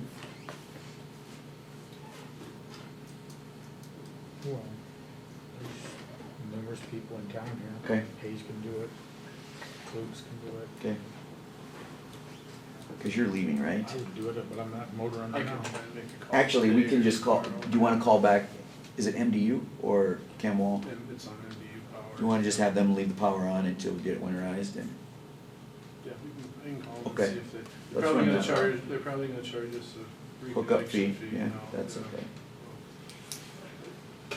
Well, when did they pull, they didn't pull it yet. Well, they're supposed to do it yesterday. So I can call them and ask if they got around to it or not. If you're gonna winterize it, you might as well leave the power on too and just, Keep it so low. you don't have a reconnection or disconnect charge, just leave, nobody's using it. Ryan, why don't you just go call 848-1610 and just talk to Kip and he can not pull it right away if he hasn't done it yet. I know he didn't do it yesterday because he called me, not about that, but Okay, So I we'll don't put think this he did it on, yesterday. on the agenda for surplus then next meeting, that's all right. And keep moving along that route then. And is that the consensus that we put specific structures on there to be removed by the property owner and others can be left? Is that the consensus of the group also? I guess me, I would make sure that one house is on there and like I said. Before we that sell one- it, I will bring in a copy of what we're gonna put in the sale thing, that this structure, and this structure can remain, this structure, and this structure need to be removed within 12 months of sale. Cause if we'd get 10 inches of snow sometime, there's there's some of them structures will be gone anyhow. There will only be one.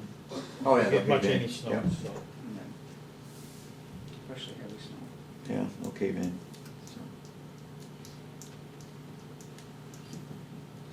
So that was the main thing I had, so. Okay. Okay, before we move on, is that all we got with the tax deed property? right now? Yes. Okay, we'll take a 5-minute break right now, if that's all right with everybody. Call the meeting back to order. Go to number 18. We have Mudline Adventures and New Everett's Resort, or, same thing, Mudline Adventures, doing business as New Everett's Resort and Mulbridge Country Club. We did not receive Campground Lounge, that will possibly be on the next agenda. So I'll need a motion for Mudland Adventures doing business at New Everett's Resort. Make a motion to approve. We got a motion on the floor, I need a second. I'll second. And a second, any other discussion? What's the price of that? $150. It goes based on Glenham's prices.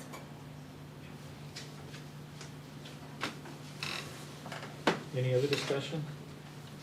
Hearing none, all in favor say aye. Aye. Opposed say nay, motion passed. Need a motion for Mulbridge Country Club. I'll make that motion. We got a motion on the floor, I need a second. I'll second. Got a second, any other discussion? What's the price on that? $1102.50. Goes off Mulbridge's prices.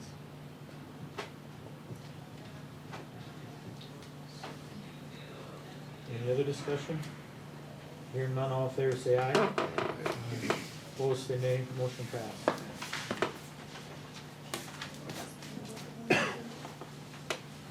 I know there was a question about the fees for the campground lounge. And he's gonna go to Walworth to find out why they're so high.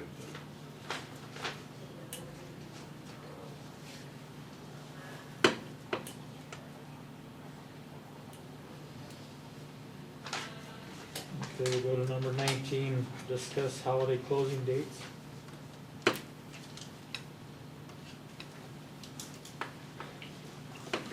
We're normally closed the day after Thanksgiving, but we were wondering about Christmas. It falls on a Sunday. We automatically get Monday off for Sunday holidays. Right, but No. like Friday, about half the counties in the state are closing all day and half are closing at noon. The governor's closing at noon. On Friday of Christmas Friday. weekend, you're talking. Right, 23rd? right. I think our personnel policy says that we get any holiday declared by the governor. But the commissioners sometimes allowed More. full days in the past. Do you know what the state is doing for Monday? cause that's normally a court day, so that'll be that Monday. I don't know if they're giving it. Closed. They're closed, so it'll be Tuesday then, okay. Yeah. Of course, the county is, they're letting their people off tomorrow for Thanksgiving. They're done on the radio. We normally do Thursday and Friday for Thanksgiving. What do you wanna do over the Christmas? I say we give them a full day off for the 23rd for their Christmas bonus.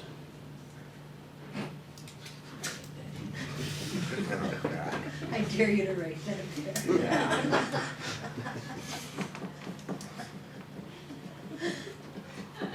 Okay, what do you wanna do? Give them all day Friday.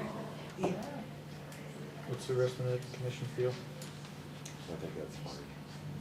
William? It's okay. And that's what it is. So you just have Thursday and Friday off for Thanksgiving, you don't have a half day. And then Christmas is the Friday before and the Monday after? Good. Very good. Thank you. Thank you, thanks. Woo-hoo, they got their bonus. Woo. I won't get my butt chewed for one thing.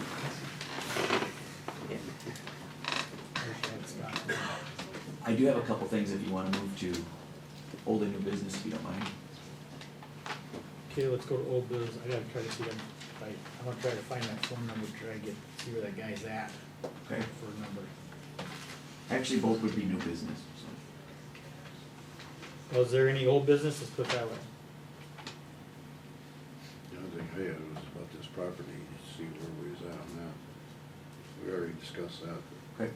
Any other news on that culvert deal? Still working it, hopefully December will be done, so. Knock on wood. Okay, new business.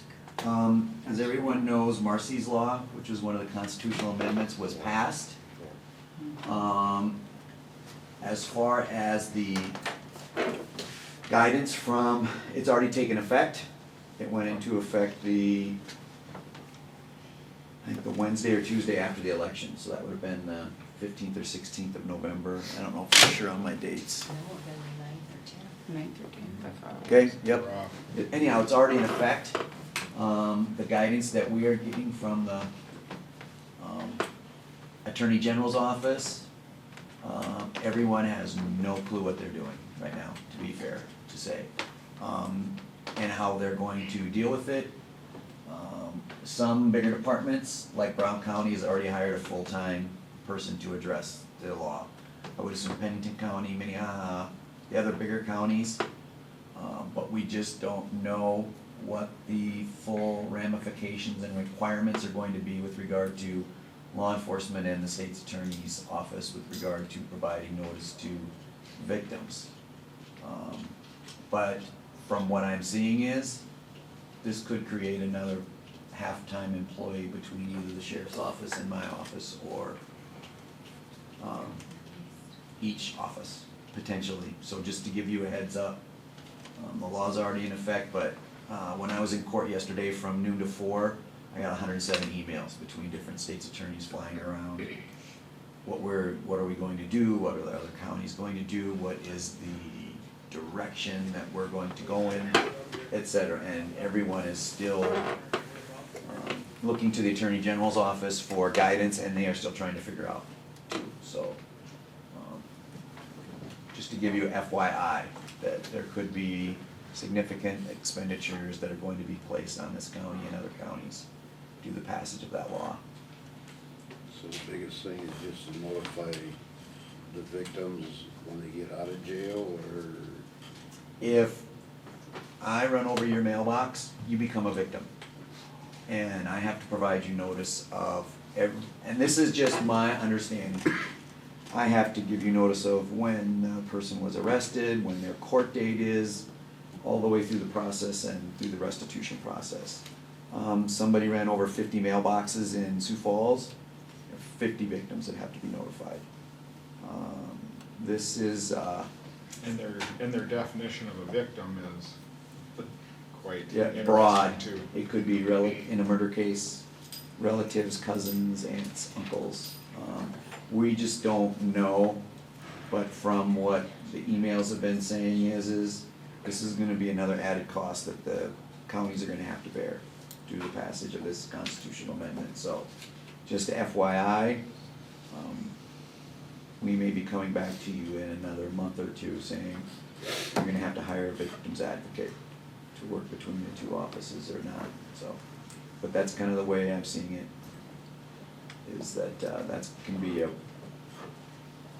gonna be a full-time job in Aberdeen. It probably won't be a full-time job here, but it will probably be more due to the fact that we have a higher level of criminal prosecutions and crimes of violence in this county, so. Just giving you a heads up.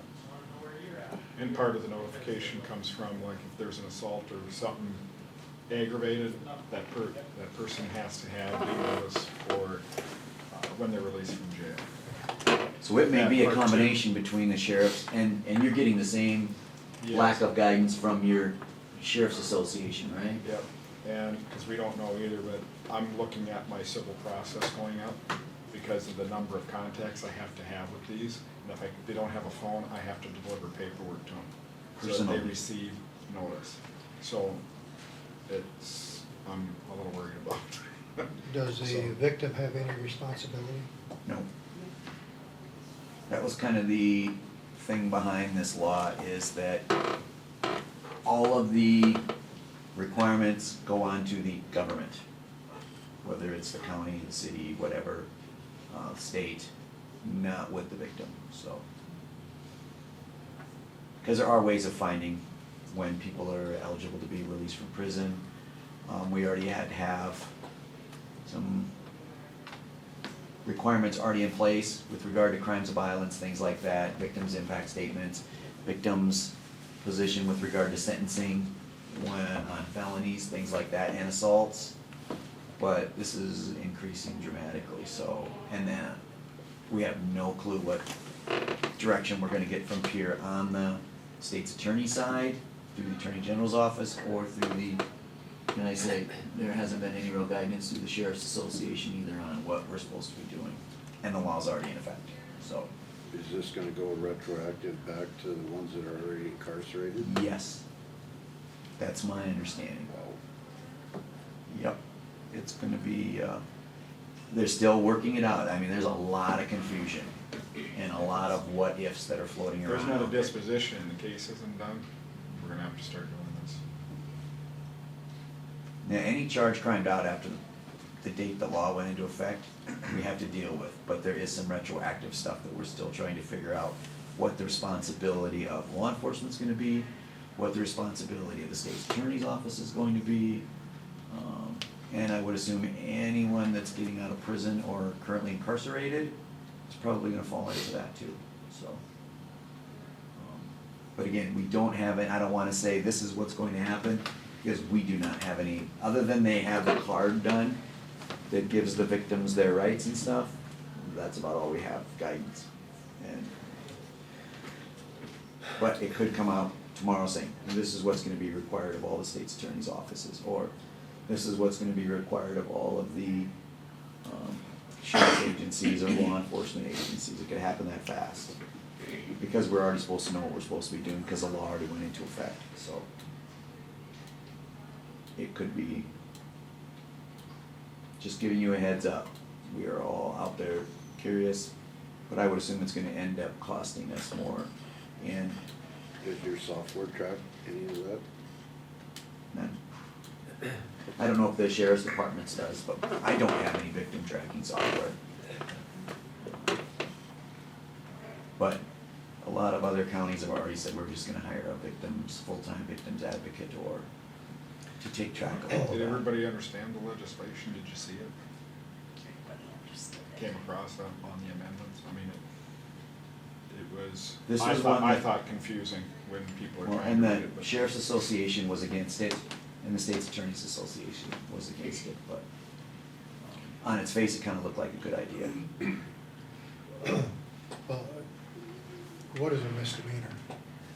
Misdemeanor is a crime, there's two types of misdemeanors, class 1 misdemeanors, class 2 misdemeanors. A class 2 misdemeanor is punishable by a maximum of 30 days in the county jail, and a fine. Fine is what, $500? Class 1 misdemeanor, maximum penalty is 1 year in county jail or a $2,000 fine or both. But your biggest misdemeanor that we see a lot that have victims, simple assaults, simple assault domestics, things like that, where, Yeah, it doesn't have to be a felony, it can be yeah, a misdemeanor. misdemeanors, so. So, And we have at least 3 or 4 every week, through court with simple assaults, where Do they allow you to use any discretion on your part? we don't know yet. I would assume it's going to be no. Because failure to comply, they can sue us, the county. Well, your example of running over a mailbox would be different than, an assault. My understanding is there is no difference under the new law, but again, that's still being debated by the state's attorneys, law enforcement, and the Attorney General's office and the Attorney General. But my understanding, there's going to be no difference. no difference. If you're a They're all victim, you're a treated the victim. same. I would imagine common sense will come into this sometime, soon. No. I think everyone's answer is going to Too much be to no. ask. This is, yeah, I think the answer honestly is no. Didn't this originally come out of California and it's morphed into Correct. these other states? Yes. So there's probably no common sense. I don't know. Honestly, I don't know, but I would assume that you know as well as I do how certain things work and that we may be saying, but my understanding is if you're the victim of me running over your mailbox or you're a victim of domestic violence, there is no difference in notification and requirements. I would submit that there's a big difference. I would agree with you 1,000%, but under the law, my understanding is there is no, a victim is a victim. Whether it's an act of aggravated assault, attempted murder, or vandalism. I stole some tomatoes out of your garden as a juvenile, and juveniles are treated, this all applies to juveniles too, victims. So that runs a whole nother problem because juvenile matters are closed to the public, but now the question is, does the, and I would assume the answer is gonna be yes, victim get to appear in juvenile court? So, because they're the victim under this, so we're looking at a huge problem of changes that we're gonna end up paying for. It's just, how much is it gonna cost us and how much in staffing are we gonna need, but it's gonna be here. Just to give you a FYI, and I would assume the sheriff's budget did not plan for the passage of Marcy's law, and the state's attorney's office definitely did not plan for the passage of this law. And every other state's attorney's office is saying, oh, we're gonna be spending a lot of money to address this issue, so. Just to give you a heads up, not to sound like the Grim Reaper, but it's here, so. All right, we'll wait on the rest of the new business. Come on in, Scott.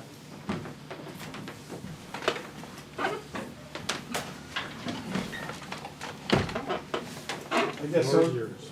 Well, I guess the only reason I'm here is, Campbell County met last month, and it's for the 4-H advisory position. We set up an advisory board of 3 people, and we were wondering what you guys' thoughts are, what direction you guys are thinking of going in the 4-H position. And there's 3 options we have, it sounds like to me. The half-time, which that's only Brookings is gonna do anything with us. Full-time secretarial position, or a full-time 4-H position. Them are 3 options we have right now. But we were thinking, put an advisory board together, sit down with you guys, a couple, 3, 4 of us sit down and figure out what angle we wanna go at it. And then, that way we know how to advertise the position. But I don't know what you guys' thoughts are, what you're thinking of doing or what, in the position. I know we had discussed about having a halftime to go in with you for your halftime to make it A full-time position, yeah. See, that's kinda, I shouldn't say that's what we're leaning towards, but that's why we thought with an advisory board, we can kinda all get together and discuss that, you know, that's definitely on the table for us too. Last time, the position we had before, we weren't too interested in it at that time, but, we, as talking to Jim Knable and Elaine, I think, we're kinda leaning that way, you know, but, we were kinda wondering what you guys' thoughts were. So like I said, sounds like to me Brookings is only gonna do the halftime position, if we go full-time, the expense is gonna be on the counties, all of it. They aren't gonna share any of the expenses with us anymore. What if we went halftime and you guys went halftime? Then they consider that a full-time position, and you're, But it's two different Yeah. counties. yeah, well, talk to Brookings about that. They don't, they're pretty tight with their money right now. So with your board, you got commissioner, who do you got? You just. Ours, no, we got, actually, one of ours, we got, Jimmy Lane Campbell's gonna sit on the board with us. I'm on the board, and, Bob Shadwell's on the board also. And then I thought I was gonna try to get hold of one of the 4-H, leaders also, to see if they were interested in sitting on, like, I have a couple, we don't need 10 people sitting in a room to figure this thing out. We just thought, a couple, 3, 4 from each county, and get it knocked out and, get something done. But we'd like to get going as soon as possible, because we meet, or you guys are lucky you meet twice a month. We only meet them once a month. So our next meeting is the first Tuesday in December, so that way I could bring something to our board and let them know what our thoughts are. But, I mean, I guess what you guys are thinking, I have no idea. Well, I guess to me, I think the first thing you should do is, if you got a board started, then we need to see who would be interested in doing it in Walworth County to go in there and do some. I mean, I visited with Donna this morning before I left, and she must be already kind of visiting quite a little bit with Brenda on this, and Brenda, I think, has some information on what's going on a little bit, but I haven't talked to Brenda. I know she is awful informed on it. Well, she'd be kind of a place to start, I guess, for you guys. You definitely wanna put her on it. Yeah, absolutely, I would think so. She knows all the input with regard to what Brookings will pay for, what Brookings will not pay for, how you structure things, whether SDSU will be even a financial contributor to it or not, depending upon what the decisions are. I just visited with Don, and it sounds like they have been discussing some things with me, so what that is, I don't know. But I would agree, you should probably put Brenda on any of those groups, because she's gonna have the most knowledge, you're right? Yeah, that's my opinion too, yes. But, that's your guys' choice. I think we'd already discussed about having a halftime. Well, I mean, yeah, but I mean, I think if I, and then try to get everything worked over a little bit. Right, the thing is, we need to get some people on that board too. Yeah, what we need to do is we need to decide how we wanna advertise the paper. We advertise it for a half-time position for both counties, a full-time position for both, because once you advertise for full-time position in both counties, it's our expense, plain and simple. That's the way talking it down. They aren't gonna, but if we do just like half-time like we've been doing, which it's hard to get somebody that's dedicated for a half-time position. You know, not too many people can work on a half-time position and earn a living. That's kind of the issue I think we're running up against. That's why I think we're having the issues we're having. But Dave, would you wanna be on that board, or Yeah, I could get the board. Kevin? Depending on when you meet. Well, yeah, that'll have to be discussed between whoever's on the board. We can, I'd have to have your guys' numbers, or I can give you, numbers or whatever, so that way we can kind of line everything up.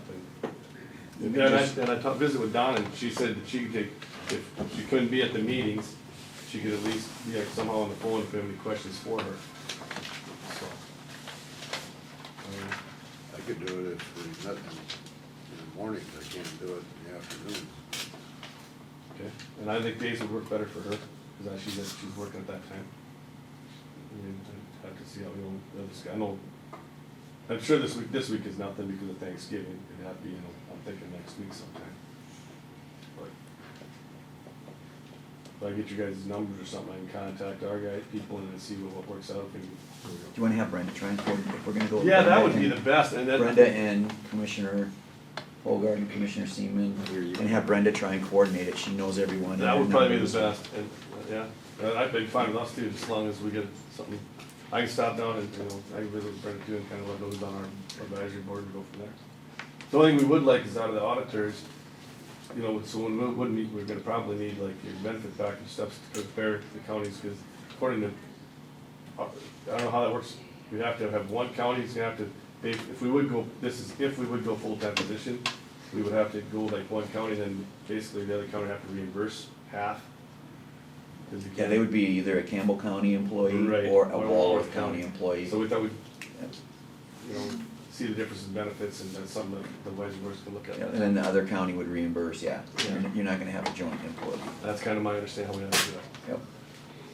So, and I'm still trying to talk Don into doing a halftime 4-H and paying for at least a fourth of it, and then we call the other halftime something else, but once it's full-time, they wanna walk away from it so far. So, I'll talk to, you can talk to Brenda, or one of you guys can talk to Brenda, let her know what's going on, and I can get the numbers for her on that. Or talk to Lisa, she can get hold of Lisa, and Lisa will have all our telephone numbers or whatever. For us, I think anytime next week would probably work. Jim and Elaine, I'm not positive about, but I can find out. And if some of us can't make it, some of us can't make it. The full five of us can sit around the table and get it done, and we hopefully get it done. But that's our thoughts. And why, Kevin or Dave, one of you guys couldn't make it, just holler. And That's kind of what we're doing too, we're just gonna fill it with a different commissioner, if nothing else. a different one of you person. guys can't make it, just holler. And Okay. But that's all really, yeah. well, does anybody else have anything for Scott? No, we'll see what happens there. Okay, sounds good, thanks. Thank you. Okay, let's go back to any other new business? The only other thing I have is I've gotten a couple of calls on our election. I don't know if that's already been put to bed or not, but I'm still getting calls on it, so that's all I want to let you guys know. What was, concerns? With regard to, balloting issues, so. The one that I got again this morning was that there was, a ballot that had, your race in a polling station that was not in your district for voting, so.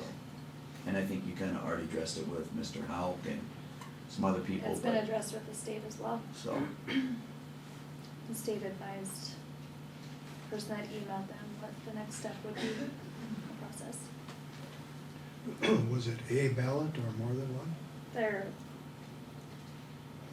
The certified election machines did not find any ballot in that precinct that had the commissioners.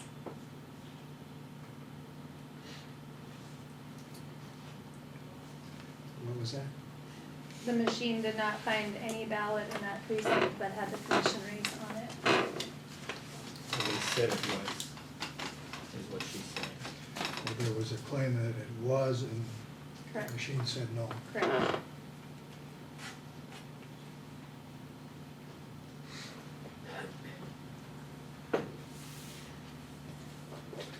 I guess I look at it as, are we calling the machine a liar? I mean, I guess that's what, What's the state saying about it? The state's saying that if these people wanna make their claims, that they can go ahead and sign an affidavit to the state's attorney and we'll do it in circuit court.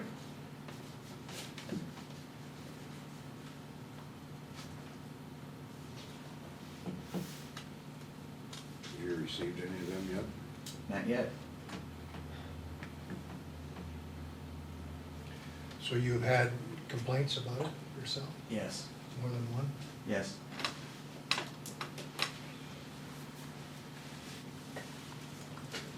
One thing we all need to understand and maintain is we have to maintain the integrity of the election system, and I'll leave it at that. I guess let's just see what happens. Yep, I just wanted to give you guys a heads up, because I don't know, I know some of you knew, just wanna make sure all of you are aware of that way. If something does come up, you don't have the, I didn't know anything about it, it's already So there. if somebody should ask, what should be our answer? That there are, if they feel that there is not a resolution to their satisfaction, the next thing would be is to file Refer it to you, in other words. in writing, Yep. in writing, yes. You don't wanna deal with it either. It has to be through the It state's has to go attorney. to him. Yep, Okay. so, yeah, that would be the next route, correct, so. That is all I have. Any other new business? Make a motion to adjourn. You got a motion on the floor, need a second? A second. All in favor, say aye. Aye. Opposed, say nay. Motion passed.